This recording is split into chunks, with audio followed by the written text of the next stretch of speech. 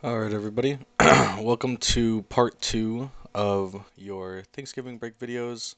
Instead of being in class, we will instead be watching this video so that you guys are caught up on the developmental side of things. Now, um, with regards to development and embryonic development, there is such a significant amount of material to cover, just to the point that we're really going to cover the basics. We're really going to touch just the tip of the iceberg, just so you're familiar with a few different terms and a few different concepts. Mostly kind of geared up for, just a little bit of what everybody should know for like pre-graduate programs, but embryo development that's so expansive that it takes up as an entire class in a year long in med school. So I just really want you guys to not underestimate this, but really understand that we are really just covering the basics for this. So, we talked a little bit about these three guys, the differences between them in the previous video on reproductive. Fertilization is just basic conception. That is where we form the zygote. That is where the sperm is penetrating the oocyte and creating the ovum. Is when development begins. Embryonic development is going to occur during the first 2 months of fertilization, and then fetal development is going to begin at the ninth week and continue until birth. Um, Here, with regards to fertilization, it's just going to be the fusion of the 23 chromosomes from the mother, 23 chromosomes from the father to produce a zygote containing 46 chromosomes. This is some pretty basic biology. This is some pretty basic high school biology that we all know and love. It's pretty straightforward so far.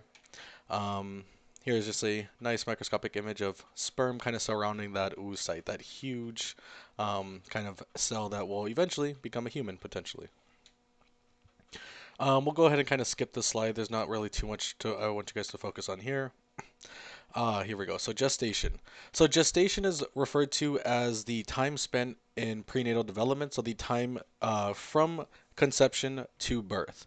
So for humans, we have basically divided the gestation period into trimesters, each about 3 months long, making up about 9 months in total. First trimester is basically all of the major organ systems are just starting to come to fruition. Second trimester is where the body shape and proportions are changing, so limbs are starting to bud out. And then finally, the third trimester is when most major organ systems are fully functional. Um, the only organ system that is kind of the last one to develop would actually be the respiratory system. So more often than not, once you get into the third trimester, um, any kind of potential pathogens that could attack the child would just kind of affect an potential respiratory distress rather than um, anything else. Gestation is pretty common in the animal kingdom overall as well. Basically, the basic trend of gestation is that the bigger the animal, the longer the gestation period. So, for us humans, it takes about 9 months. For cats and dogs, it's only going to be like a few months, and for an elephant, it can take up to 2 years. It's pretty crazy. So taking a look at actual development, cleavage. Cleavage is referring to actually splitting up. So the moment that the zygote is cleaved, it is no longer considered a zygote. A zygote by definition is a single-celled organism.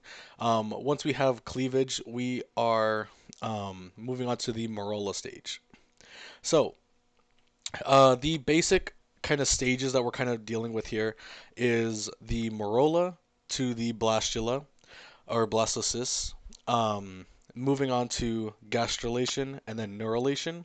An easy way to kind of remember that is with the mnemonic, my baby grows nicely. And we're going to kind of break down all these stages. Basically, the only thing you need to know for the Morolla is that the Morolla is the first stage after the zygote. And that's when we're getting split up right over here. And then the blastocyst we'll kind of be talking about in the next slide. So for the blastocyst, we actually have the blastocyst kind of dividing into two different cellular layers, the trophoblast and the inner cell mass. So the inner cell mass is what the actual embryo will become, while the trophoblast is going to develop everything that will provide nutrients for the developing embryo. So basically all the placenta and different other structures that are going to support baby. Implantation occurs 7 days after fertilization, where the blastocysts will adhere to the uterine lining at the endometrial layer. So this is something else we've kind of already talked about. Trophoblast cells divide rapidly, creating several layers. It's pretty straightforward. Don't worry too much about this slide. Ectopic pregnancy. So this is just a basic clinical correlation because we just talked about on the previous slide that the blastocyst is going to adhere to the endometrium or the uterine lining. Um, sorry about that. Essentially, an ectopic pregnancy just refers to when the blastocyst adheres to anything that is not the endometrium. So most often than not, this kind of occurs in the uterine tube. However, this can also occur in various aspects of the abdominal pelvic cavity as well, with this cell lining just kind of adhering to anything. It does not produce a viable embryo because, as we're going to see in the next few slides, it cannot actually connect to any nutrients that it derives from the mother. All the nutrients that is derived from the mother are in the endometrial layer. Since that is not connected, does not produce a viable embryo. And overall, this can be life-threatening to the mother as well. This can potentially put the mother in harm's way. We don't want that. Here's just a general idea of the fertilization occurring at the ampulla, cleavage as the zygote develops into the morolla, and then blastocyst comes down here after 5 days and attaches to the endometrium there. Here we can see the inner cell mass, and then the trophoblast is just referring to everything else. So, we talked about my baby grows nicely. Oh, didn't. Okay. Okay, that was weird. Did not mean to do that. So we talked about my baby grows nicely. Okay, so we talked about the morolla, the blastocysts. Gastrulation is this next step that we're at right here. This is the germ layer formation. Might be wondering, okay, what exactly are the germ layers? The germ layers are basically what are going to give rise to our various body systems. Now we're going to have an ectoderm, an endoderm, and mesoderm.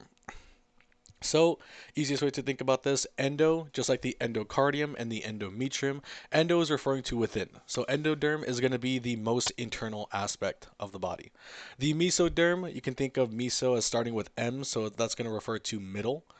So that would be referring to the middle layer, and then ectoderm is going to be referring to the most external layer. Now, there's going to be a lot of exceptions to where these guys are developing. What I want you to focus on is the main trend overall. So we're not going to kind of focus on all these guys. Let's see. Okay, here this will probably be easiest. These slides are just basically breaking up what we can see over here. Most importantly for here, for the endodermal layer, the most internal layer, that's going to be our respiratory system and our digestive system. So those are going to be the two passageways that are most internal, that don't have a whole lot of contact with the outside world, but are mostly focused on internal activities. The mesoderm is pretty much going to be everything from the muscular system, the skeletal system. Your mesoderm is going to be your miscellaneous layer too. Pretty much anything that's not what we talked about with the endoderm is going to be found in the mesoderm. And ectoderm is just going to be covering the integumentary system and the nervous system. Like I said, don't worry too much about the exceptions of the endocrine system, because the endocrine system is literally the only system that's found in like all three layers here. Um, but easiest way to kind of think about this, that somebody had once explained to me, is imagine you take a vial of dye, like a liquid of dye. Let's say you pour that liquid dye on top of your head and it kind of runs down the length of your body. Everything that that liquid dye is in contact with is the ectoderm. Now, let's say you decide to drink that dye instead, and it can go down your respiratory tract or your digestive tract. Wherever that liquid dye is going, that's everything to do with your endoderm, and then your mesoderm is just all the layers in between, all these systems in between that. Let's see. Da, da, da. Okay, so for development, pretty much I just want you to focus on the chorion and the chorionic villi. So the chorion is basically the first step in functional placenta. We've seen this term villi before. Villi is referring to finger. We've seen it when we talked about the digestive tract, where we had those little finger-like structures sticking up for absorption. These chorionic villi are going to work in the same exact aspect when we have our umbilical attachments. There are going to basically be a lot of these little finger-like structures stretching into the endometrium to kind of suck in nutrients for the child. All right, so here we can see the tiny little embryo within the amniotic cavity. The amniotic cavity is just a temporary cavity until the placenta forms. Um, Mostly what I want you to look at here is the umbilical vein and umbilical arteries. So, way back in the beginning of the semester, we talked about the pulmonary arteries and the pulmonary veins as being one of the only vessels in the body that actually has it flipped, where the veins are oxygenated and the arteries are deoxygenated. Now, in this case, the arteries and veins are once again going to be flipped. So, the umbilical vein, that is the vein that is draining into the child. That is filled with nutrients, so it's going to be oxygenated coming from the mother. And then the umbilical arteries are going to be distributing out all of the waste and all of the deoxygenated blood that's going to be leaving the fetus and entering the mother. Here we can see the little chorionic villi. These are basically all spreading throughout the endometrium. And like these are just increasing the surface area so it can kind of suck in as many nutrients and distribute as many waste as possible.